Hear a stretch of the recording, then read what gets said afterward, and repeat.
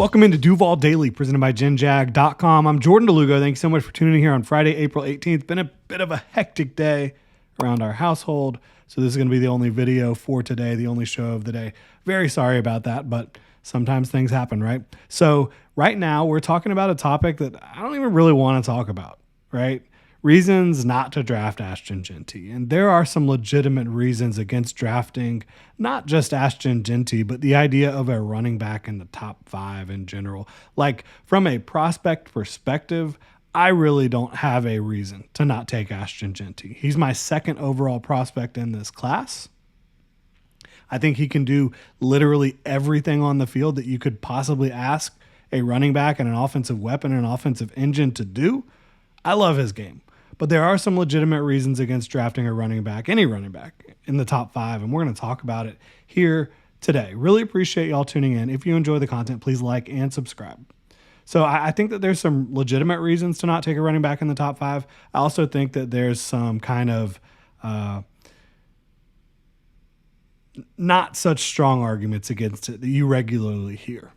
Now, I do think the value proposition is legitimate. Like there's a legitimate argument against taking low value players.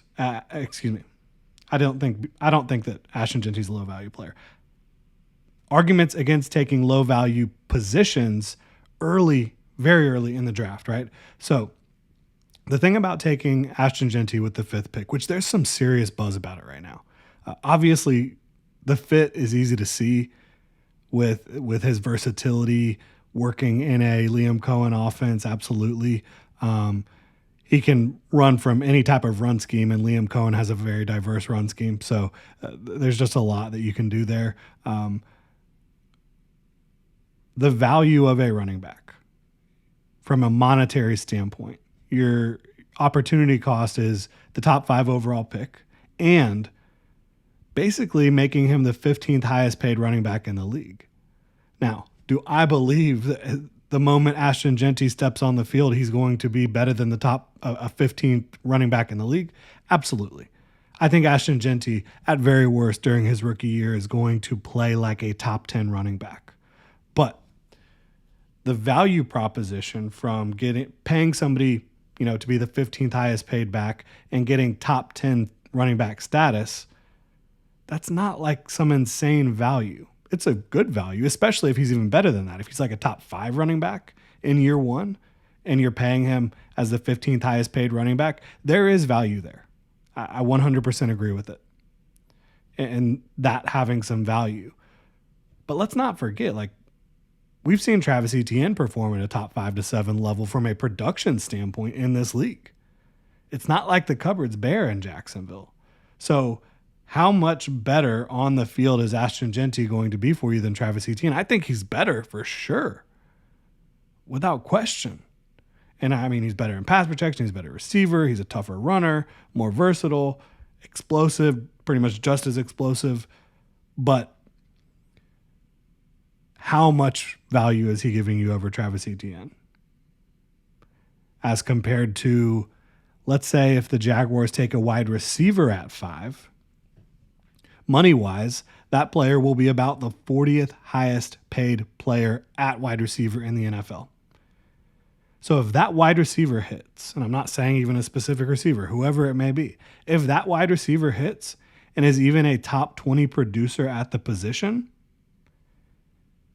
the advantage you're giving yourself from a team building, salary cap, monetary standpoint is absolutely massive. It's huge. And that's even if they're just like top 20. Let's say you take a receiver and they become like a top 10 to 15 receiver early on. That is an unbelievable value. Whereas you could be getting some good value from Ashton Jeanty. And no question, he upgrades your football team, makes you a better football team. But from a roster building, crunching the numbers,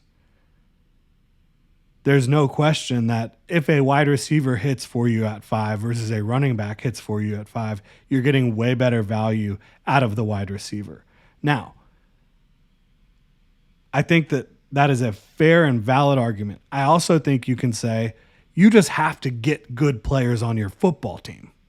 And Ashton Jeanty is maybe the best player in this class. He might be. He's right up there. Ashton Jeanty, Travis Hunter, Abdul Carter. I think those are the 3 best players in this class pretty easily. I honestly think it's Genty and Hunter at the top. So, yeah, I think that he's going to be one of the best players in this class. But then it comes back to, do you want to have overconfidence and almost hubris in your ability to evaluate when we all know that the draft is essentially a crapshoot? Right? And history is against you.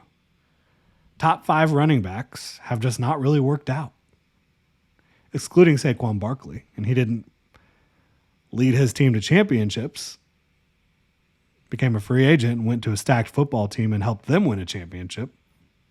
I thought he was the MVP of the season this year. But even in like the Super Bowl, like they won because of their defensive front and their offensive line. I do think just kind of blanket saying like top 5 running backs haven't really worked out in the last, 10, 15 years, whatever it is. And John Shipley did an article on that. I encourage y'all to check it out because it's legitimate. Top 5 running backs really haven't worked out. But I do think if you look at Bijan Robinson, he's been working out in a big way. Jahmyr Gibbs, he's been working out in a big way. They weren't top 5 backs. They were early first-round backs, top half of the first-round backs. I don't think we have to get hung up on the top 5 running back part of it. Have early first-round running backs worked lately? I think they have, and that also kind of takes the individual evaluation out of it. Is Ashton Jeanty in the same level, maybe not as a Saquon, but like a Bijan? I think so. I absolutely do. I think he's right up there. And I do think he's in the same conversation with Saquon Barkley. I think if he played at a more higher profile program, he would have had a bigger audience earlier on and been just kind of this cult-like figure, right? Like just unbelievable. Such a talent. So you can tell, like, I'm not trying to really say that you shouldn't take him. I'm just trying to lay out the arguments against it. I do think value is a legitimate argument against running back. History-wise, I think if you compare Ashton Jeanty's strengths and lack of weaknesses with some of the backs that haven't worked out in the top 5, it's really not a comparison like who's the better player. Ashton Jeanty is one of the best players we've seen. But then you've also got the fact that running back, longevity-wise, value-wise, these guys get hurt. And you can make arguments against that. Like, look, Derrick Henry, the guy's playing well into his 30s, playing great football, right? But like overall, most running backs do get hurt a lot more than a lot of other positions. Certainly more than wide receiver.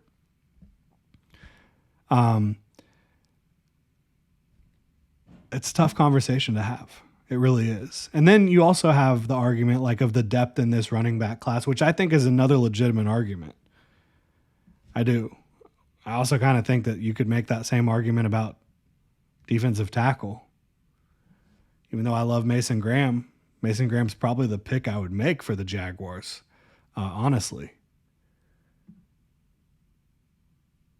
But I think that when you look at, again, value, defensive tackle, Mason Graham, there's so much more value in hitting on a first-round interior defensive lineman than there is a running back.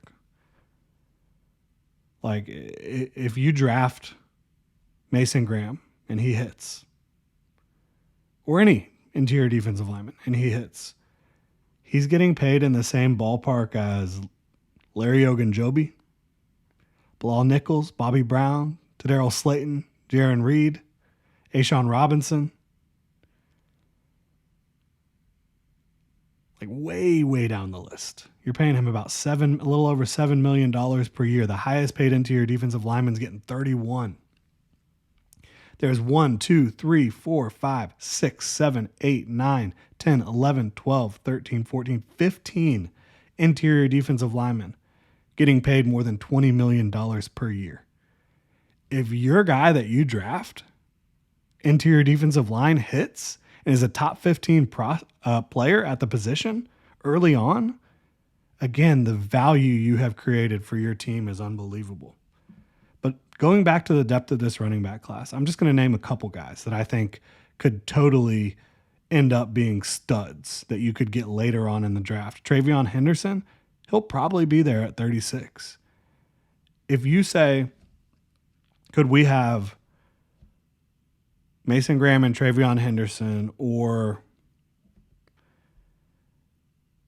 Ashton Jeanty and who's going to be there at 36 defensive tackle-wise? Darius Alexander? What would you rather have? I think I would go Graham and Henderson. Henderson, we talk about Genty being a complete back, and he has more power in his profile than Henderson does. But Henderson's more elusive, probably a little bit faster, and he is probably overall a better pass protector and third down back, space back. Travion Henderson's a stud. So that's kind of the thing we're talking about here. And then you got like guys like Caleb Johnson, probably a second or third round pick.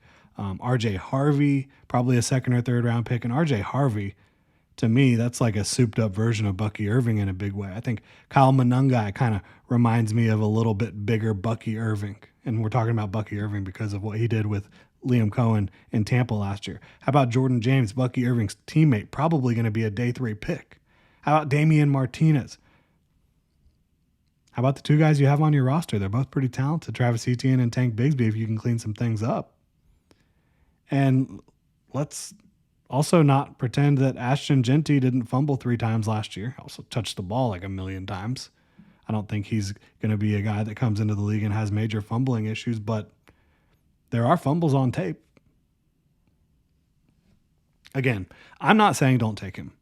If the Jaguars take him, I would be very excited to have him. I would love to see him in teal. I would love to see, the idea of Ashton Jeanty being that next guy in line at Jaguars running back, the next great, like truly great Jaguars running back. Fred Taylor, Maurice Jones-Drew, Ashton Jeanty. And guess who a lot of people compare Ashton Jeanty to? It's Maurice Jones-Drew. And you can see why some of the comparisons are there with these two. Kind of shorter, but in no way undersized from a muscle mass standpoint. Just absolutely incredible players. I love Ashton Jeanty's game. Like I said, he's a second prospect on my board, but I think the real arguments against it are the depth of the class, not being too overconfident in your evaluation, and value. Just the value you're getting if you get this running back pick right. Now, if he's getting paid 15th and he comes in and he's automatically like the second best running back in the league, that's a hell of a value too. So there's a lot of reasons for and against drafting an Ashton Jeanty. It's not the pick I would make. But I can, if I was the GM, I could only make one pick. I think there's more than one successful end result from the Jaguars and their 5th overall pick. I think trading down could be successful. I think taking Mason Graham could be successful. I think obviously taking Ashton Jeanty could end up being successful as well. I think taking a receiver could be successful. But probably not the direction I would go just because of the value standpoint, really. And knowing that I have Travis Etienne and I have Tank Bigsby and I have a path towards finding a really, really good running back later on in the draft. So that's why I probably wouldn't do it. I would love to know what y'all think about this discussion. Weigh in the comment section below. And if you enjoy the content, please like and subscribe. Y'all have a good one.